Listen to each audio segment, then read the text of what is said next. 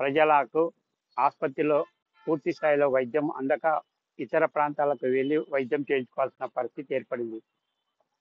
ఇటు 340 పడకల ఆసుపత్రిగా చెప్పుకోబడుతున్న ప్రభుత్వ సర్వజన ఆసుపత్రిలో రోజుకు 500 మంది ఓపీ వస్తుండగా, మరో 30 మంది మాత్రం వివిధ జబ్బులను పరిశీలించి అక్కడే అడ్మిట్ చేసుకోవడం జరుగుతుంది.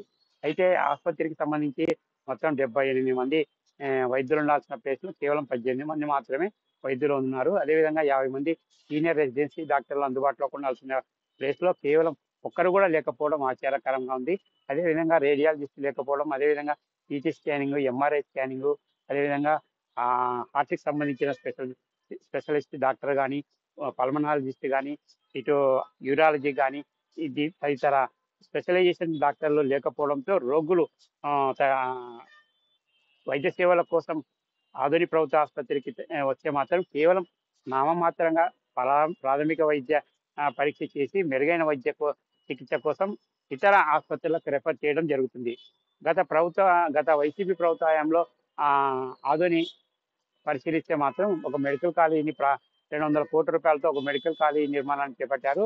ఆ మెడికల్ కాలేజీ నిర్మాణం సందర్భంగా వైద్యులను కూడా కొంతమందిని నియమించడం జరిగింది.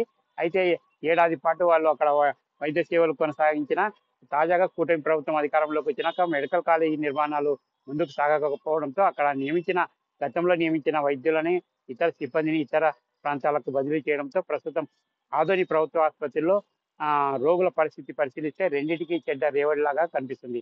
ఇటు ఆసుపత్రిలో ఉన్న ప్రస్తుత ఆసుపత్రికి తగ్గట్టుగా ఇబ్బంది నియామకం కాకపోవడం, ఈ మెడికల్ కాలేజీ తగ్గట్టుగా వైద్యులు అందుబాటులో లేకపోవడంతో ఇటు రెండింటికి చెడ్డ రేవడిలాగా మారి వైద్యం కోసం ఇటు తెలంగాణ, ఇటు కర్నూలుకు, ఇటు తెలంగాణ ప్రాంతానికితో పాటు ఇటు కర్ణాటకకు వెళ్లాల్సిన పరిస్థితి ఏర్పడింది.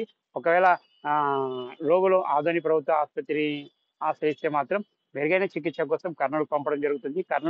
ఆదోని నుంచి కర్నూలుకు ఒక రోగిని అంబులెన్స్‌లో తరలించాలంటే మాత్రం దాదాపుగా వేల రూపాయల ఖర్చు భరించాల్సి వస్తుంది. ఈ నేపథ్యంలో ఇతర రాష్ట్రాలకు, ఇటు తెలంగాణకు, ఇటు కర్ణాటక, బళ్ళారికి తరలించాలంటే మాత్రం రోగుల జోబులకు వేల రూపాయలలో చిల్లులు పడుతున్నాయని మాత్రం స్పష్టంగా కనిపిస్తుంది. ఇదే విషయాన్ని ఆదోనికి సంబంధించిన కూటమి ఎమ్మెల్యే గతంలో జరిగిన జిల్లా సమీక్ష సమావేశంలో కూడా ఈ ఆదోని ఆసుపత్రికి సంబంధించిన పూర్తి స్థాయిలో వైద్య సిబ్బందిని నియమించి పూర్తి స్థాయిలో రోగులకు వైద్య సేవలు కొనసాగించేలాగా చర్యలు చేపట్టాలని డిమాండ్ చేసినప్పటికీ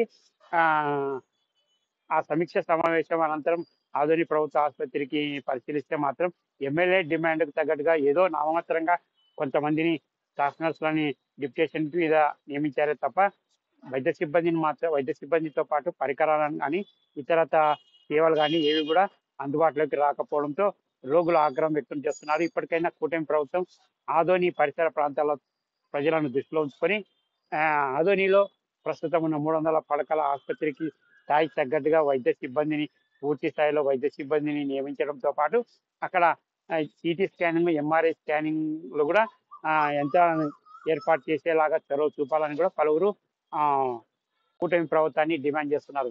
ఇది ఇక్కడ తాజా పరిస్థితి. కెమెరా పర్సన్ లోకేష్‌తో శ్రీనివాస్, స్వతంత్ర న్యూస్, ఆదోని, కర్నూలు జిల్లా.